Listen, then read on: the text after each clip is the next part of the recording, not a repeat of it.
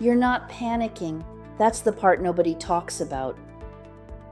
When a law firm owner is in a real growth stall, they're rarely in crisis mode. The phones are still ringing, the caseload is full, the team is busy. From the outside, the firm looks fine, but something is off. You can feel it before you can name it. The revenue number isn't moving the way it used to.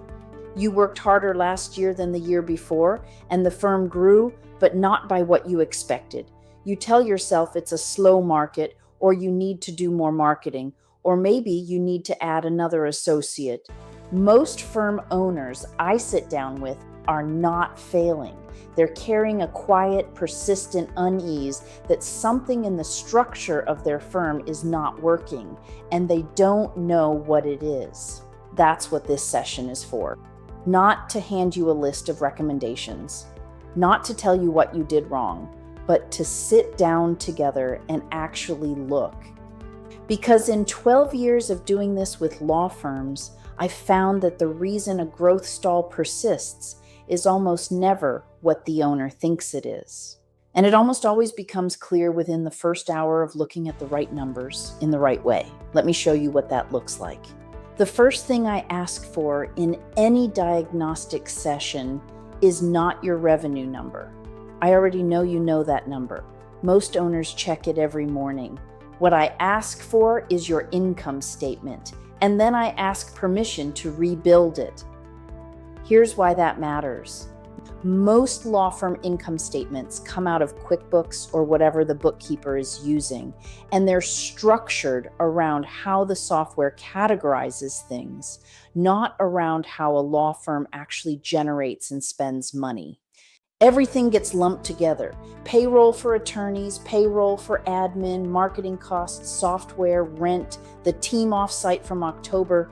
It all sits in rough buckets that don't tell you anything about the relationships between the categories. The restructure we do takes your production labor, your marketing spend, and your overhead and puts each of them in separate buckets. It takes maybe 20 minutes.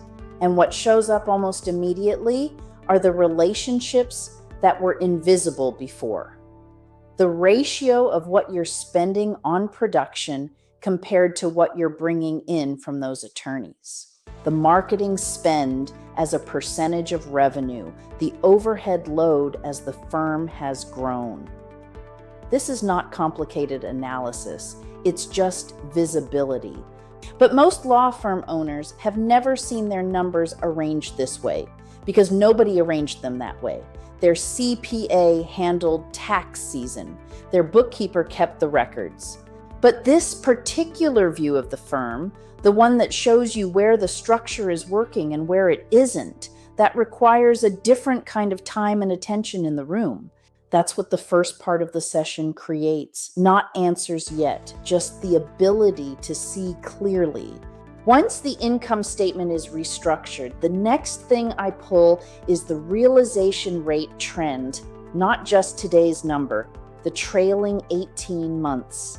And here's what I can tell you from having run this diagnostic with a lot of law firms. This is almost always where the session changes.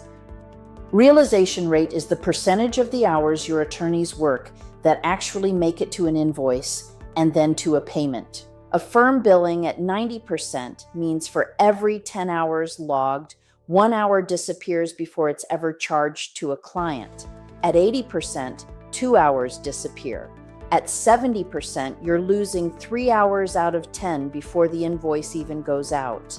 The legal industry average is around 88%, but averages don't tell your story. What tells your story is the trend. Because here's what happens in a lot of firms during a growth period. The realization rate drifts down slowly while revenue keeps climbing. Owners don't notice because the revenue number is going up. Everything looks like progress, but quietly, month by month, a growing percentage of the work being done is never making it to a bill or never making it to a payment. The firm is working harder.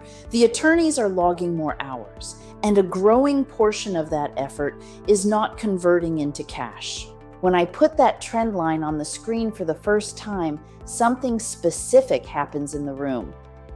The owner goes quiet for a moment, not because the number is catastrophic, but because they're doing the math. They're calculating what 6%, 8%, 10% of their annual revenue actually represents in dollars, and realizing that number has been sitting there invisible for a year and a half. One practice area expert put it clearly: firms she worked with were profitable. They could have been significantly more profitable, and they had no idea the gap existed because nobody was measuring it. That's not a failure of effort. That's a gap in what was visible. The realization rate is where I can see the firm's set point. The set point is something I talk about often in this work.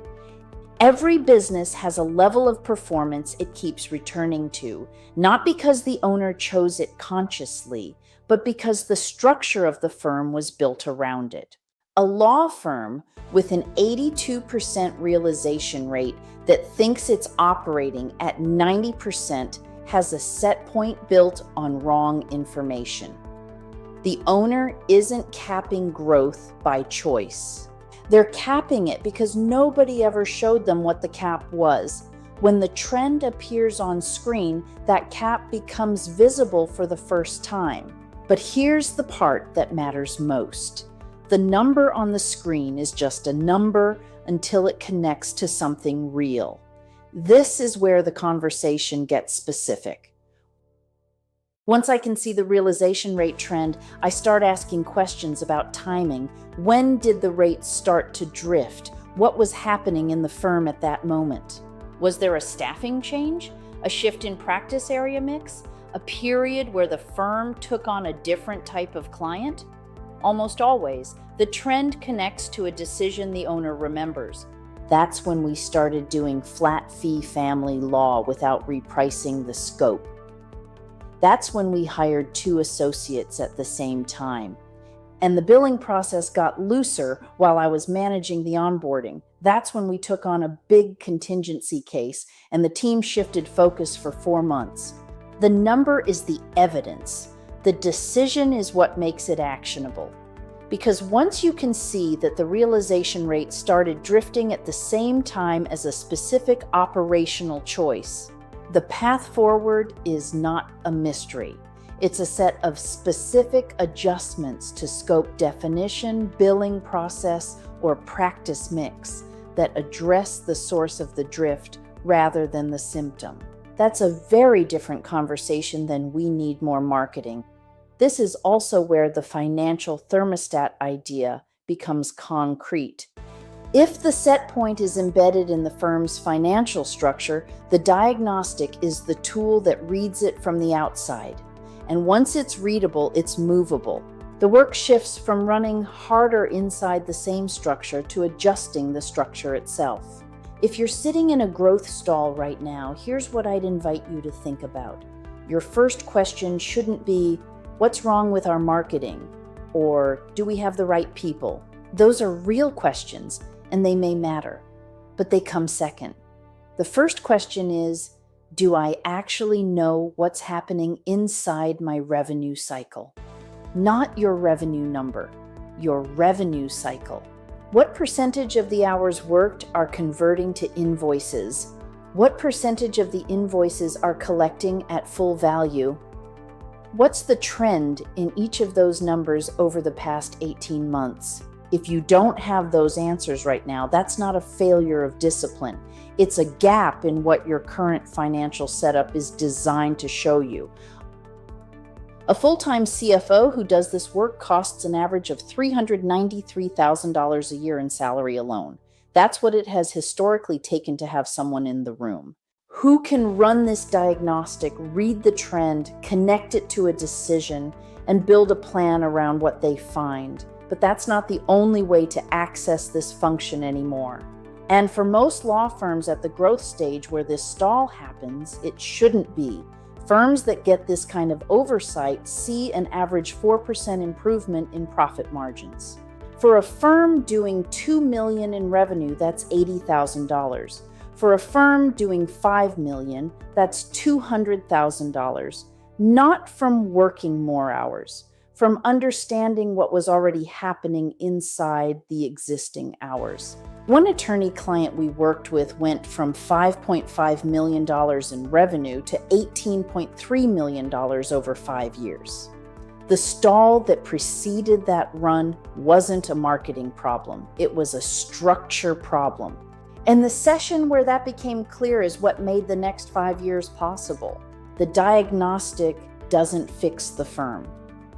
What it does is change what you can see. Most growth stalls persist, not because the owner isn't smart enough or working hard enough. They persist because the information that would name the problem hasn't been surfaced in a way the owner can act on. Nobody sat down with them and looked at the numbers. Not like this. The realization rate has been drifting. The practice mix shifted. The overhead grew as the team grew. All of that is in the numbers. It has always been in the numbers. The only thing that was missing was the session where it became visible. So the question I'd leave you with is this. If someone sat down with you tomorrow and restructured your income statement and connected what they found to the decisions you remember making, what do you think they would find? I've run that session a lot of times, and what it shows me almost every time is that the owner already knew something was off. They just needed the right view to see what it was. That view exists, and it starts at the first conversation.